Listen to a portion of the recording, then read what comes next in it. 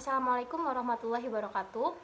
Kami dari kelompok 3 akan mempresentasikan materi manajemen kualitas total dengan judul kualitas sebagai alternatif peningkatan daya saing. Sebelumnya perkenalkan dulu, nama saya Fitratul Hasanah. Saya Mayansa Yuliana Soraya Putri. Saya Dewi Sendawati dari kelas manajemen sore. Baik, kali ini saya akan menjelaskan yang terdapat dalam kualitas sebagai alternatif peningkatan daya saing. Di sini ada competitive rivalry, terdapat ada barriers to entry, kedua trade off substitutes, ketiga supplier power, dan keempat ada buyer power. Dan pada topik bahasan kali ini saya akan membahas ada kualitas, profitabilitas, dan daya saing. Oke.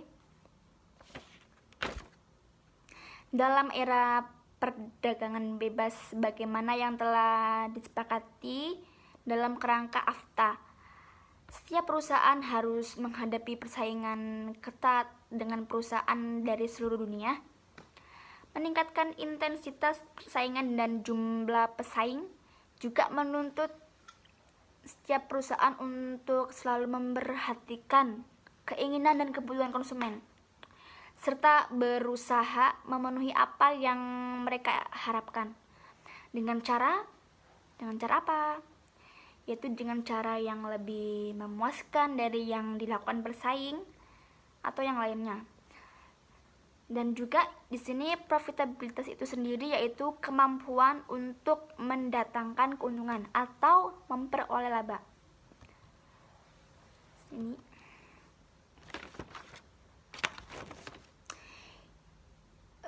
di dalam teori persaingan kita juga mengenal teori dari Porter.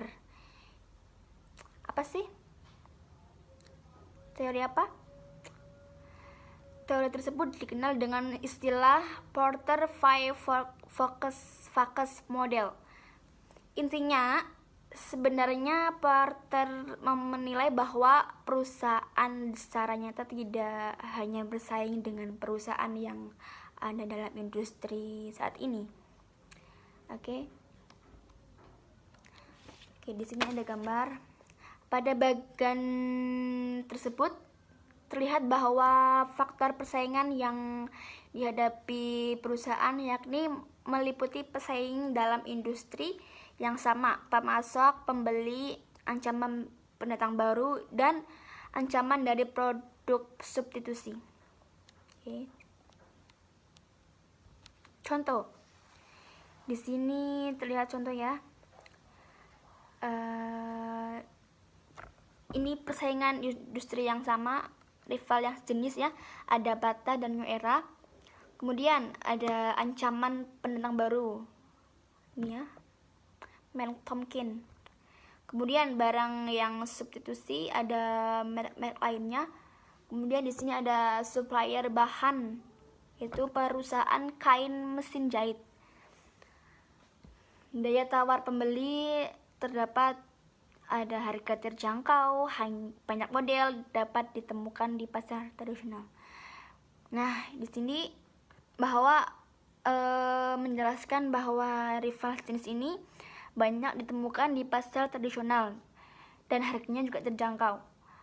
Kalau yang ancaman kalau yang Tomkin itu kita tahu ya, Tomkin itu mahal dan hanya terdapat di mall-mall. Di sini juga ada barang substitusi dan merek lainnya. Oke, lanjut. Ancaman dari pendatang baru biasanya dipengaruhi oleh besar kecilnya hambatan masuk ke dalam industri. Hal-hal yang harus dipertimbangkan: pertama, skala ekonomis; kedua, diferensiasi produk; ketiga, identitas merek; keempat, biaya beralih pemasok; kelima, akses ke dalam jaringan distribusi; keenam, keunggulan biaya absolut; ketujuh, kebijakan pemerintah; dan terakhir, tindakan perlawanan yang diperkirakan. Nah, Biasanya semakin tinggi hambatan masuk atau barriers to entry, maka semakin pula rendah ancaman yang masuk dari pendatang baru. Begitu. Kemudian ancaman dari produk pengganti. Produk pengganti dapat menjadi ancaman dilihat dari segi apa? Pertama, layanan produk pengganti. Kedua, produk pengganti mudah didapatkan. Ketiga, harga produk pengganti. Dan terakhir ada switching cost. Nah, di sini ada faktor penentu kekuatan pemasok. Kekuatan pemasok semakin kuat apabila 1. Jumlah pemasok sedikit. Kedua, produk atau servis yang ada adalah unik dan mampu menciptakan switching cost yang besar. Ketiga, tidak tersedia produk substitusi. Keempat, pemasok mampu melakukan integrasi ke depan dan mengolah produk yang dihasilkan menjadi produk yang sama yang dihasilkan perusahaan. Kemudian ada kekuatan penawar pembeli.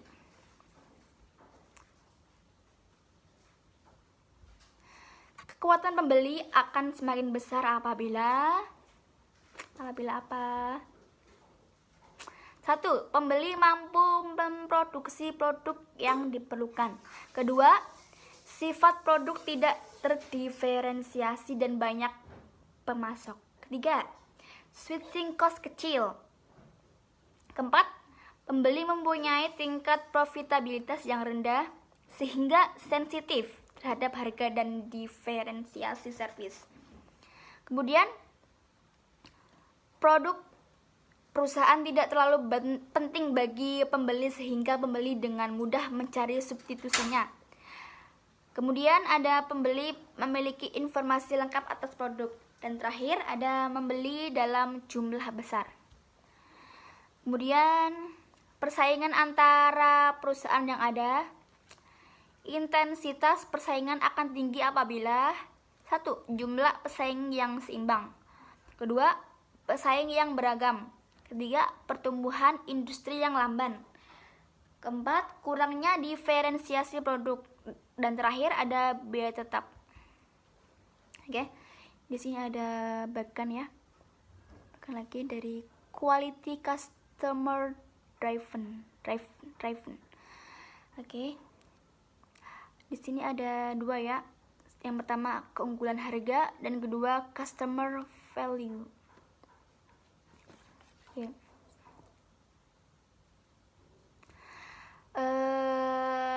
Apa sih customer value? Di sini diartikan kombinasi dari manfaat dan pengorbanan yang terjadi apabila pelanggan menggunakan produk atau jasa guna memenuhi kebutuhannya. Baik, selanjutnya kualitas, profitabilitas, dan daya saing. Kualitas superior dan profitabilitas daya saing saling berkaitan. Di antaranya, 1. Loyalitas pelanggan yang lebih besar, 2. Pangsa pasar yang lebih besar, 3. Harga saham yang lebih tinggi, 4. Harga yang lebih tinggi, dan 5. Produktivitas yang lebih besar. Komponen-komponen daya saing. Yang pertama, kebijakan industri, kedua teknologi, ketiga sumber daya manusia. Yang pertama, kebijakan industri. Keunggulan kompetitif diperlukan kerjasama antara pemerintah dan sektor swasta dalam bentuk kebijakan industri. Komponen-komponen yang dibutuhkan antara lain investasi dalam penelitian dan pengembangan, perluasan sektor industri, pemantauan praktik-praktik pemanufakturan terbaik, investasi dalam infrastruktur dan teknologi tinggi, alih teknologi, ekspor industri, reformasi dan investasi pendidikan, insentif pajak. Kedua, teknologi. Penjelmaan secara fisik dari pengetahuan, teknologi yang memberikan daya saing pasar global bagi Jepang diantaranya assembly robots, CNC machine tools, flexible manufacturing cell, computer aided design, automated inspection, material handling robots, automated warehouse equipment. Yang ketiga ada sumber daya manusia. Paling bernilai dalam peningkatan daya saing, strategi Jepang dan Jerman dalam mengelola SDM, antara lain 1. Kerjasama di antara perusahaan, tenaga kerja, dan pemerintah. Kedua, pendidikan dan pelatihan berkualitas tinggi. Ketiga, keterlibatan dan empowerment karyawan. Keempat, kepemimpinan pada setiap level. Dan kelima, kerjasama tim. Budaya kualitas sebagai penunjang daya saing. Budaya mengandung berbagai aspek pokok. Budaya merupakan konstruksi sosial unsur-unsur budaya seperti nilai-nilai, keyakinan, dan pemahaman yang dianut oleh semua anggota kelompok. Budaya memberikan tuntutan bagi para anggotanya dalam memahami suatu kejadian. Budaya berisi kebiasaan atau tradisi. Dalam suatu budaya, pola nilai-nilai, keyakinan, harapan, pemahaman, dan perilaku timbul dan berkembang sepanjang waktu. Budaya mengarahkan perilaku, yaitu kebiasaan atau tradisi, merupakan perekat yang mempersatukan suatu organisasi dan menjamin bahwa para anggotanya berperilaku sesuai dengan norma. Budaya masing-masing organisasi bersifat unik. Budaya organisasi adalah perwujudan sehari-hari dari nilai dan tradisi yang mendasari organisasi tersebut.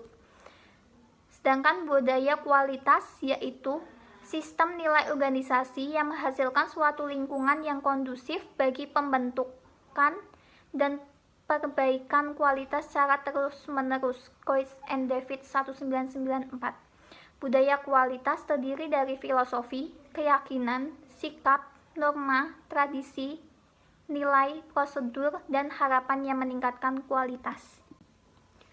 Berikut beberapa karakteristik umum organisasi yang memiliki budaya kualitas. Yang pertama, perilaku sesuai dengan slogan. Masukan dari pelanggan secara aktif diminta dan digunakan untuk meningkatkan kualitas secara terus-menerus. Lalu, para karyawan dilibatkan dan diberdayakan. Pekerjaan dilakukan dalam satu tim. Manajer level eksekutif diikutsertakan dan dilibatkan. Tanggung jawab kualitas tidak didelegasikan. Selanjutnya, sumber daya yang memadai disediakan dimanapun dan kapanpun dibutuhkan untuk menjamin perbaikan kualitas secara terus-menerus. Masih tentang karakteristik umum organisasi yang memiliki budaya kualitas, pendidikan dan pelatihan diadakan agar para karyawan pada semua level memiliki pengetahuan dan keterampilan yang dibutuhkan untuk meningkatkan kualitas secara terus-menerus. Selanjutnya, sistem penghargaan dan promosi didasarkan pada kontribusi terhadap perbaikan kualitas secara terus-menerus. Selanjutnya, rekan kerja dipandang sebagai pelanggan internal, dan yang terakhir, pemasok diperlakukan sebagai mitra kerja. Mekanisme perubahan budaya. Yang pertama, ada rencana. Dari budaya tradisional anggaran jangka pendek menjadi budaya kualitas, isu-isu strategis masa depan. Yang kedua, organisasi hierarkis rantai komando. Rantai komando di sini adalah garis wewenang yang jelas dan berbeda antara posisi dalam suatu organisasi. Konsep ini biasanya digambarkan pada bagian organisasi yang mengidentifikasi hubungan superior dan bawahan dalam hierarki terstruktur. Yang menjadi budaya kualitas ada partisipasi atau pemberdayaan. Yang ketiga ada pengendalian. Dari budaya tradisional ada laporan varians. Varians di sini adalah perbedaan antara jumlah yang didasarkan pada hasil aktual dan jumlah yang dianggarkan. Menjadi budaya kualitas, ukuran dan informasi kualitas untuk self-control. Yang keempat ada komunikasi. Dari budaya tradisional hanya top ke down, antara dari atasan ke bawahan. Menjadi budaya kualitas dari atasan ke bawahan dan bawahan ke atasan. Yang kelima, ada keputusan, ad hoc atau manajemen kritis. menjadi kualitas total, yaitu perubahan yang terencana. Yang keenam, manajemen fungsional. Dari budaya tradisional ada parosial dan kompetitif. Menjadi budaya kualitas ada cross function. Cross function di sini adalah menciptakan cara baru bagaimana mengkomunikasikan produk perusahaan mereka pada pelanggan. Dan integratif adalah manajemen yang mendukung pencapaian kepuasan pelanggan melalui beberapa teknik. Yang ketujuh adalah manajemen kualitas, fixing one atau sport manufacturing. Yang menjadi budaya kualitas adalah preventif, berkelanjutan, semua fungsi dan kualitas.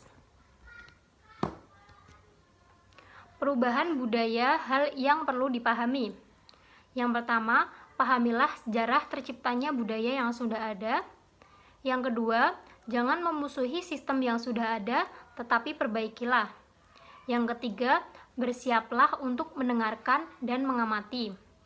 Yang keempat, libatkanlah setiap orang yang dipengaruhi oleh perubahan. Penolakan terhadap perubahan budaya. Berikut langkah-langkah yang dapat mempermudah perubahan. Yang pertama, mengadopsi paradigma baru yang mendukung perubahan.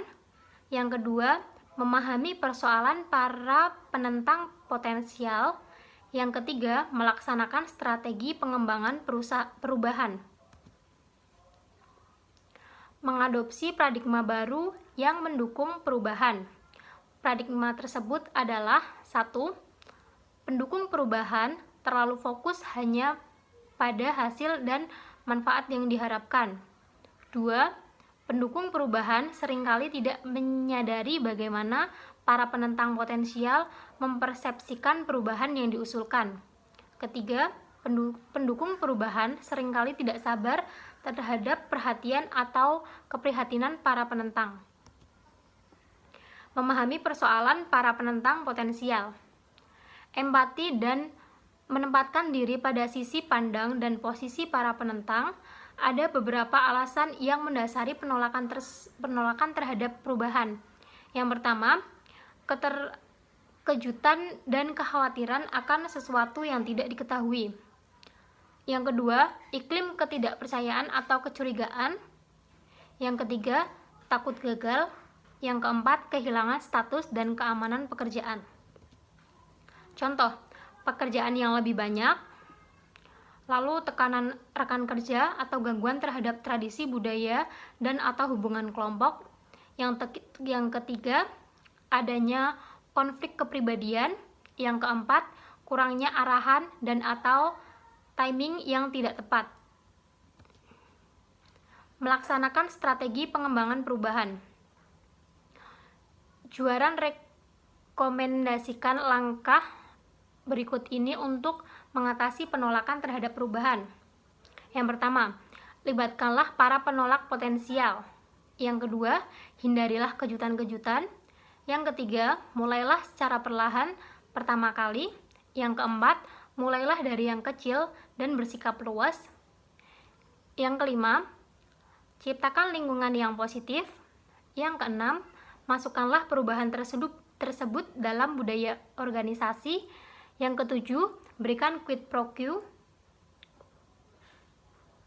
Yang kedelapan, berikan tanggapan dengan cepat dan secara positif.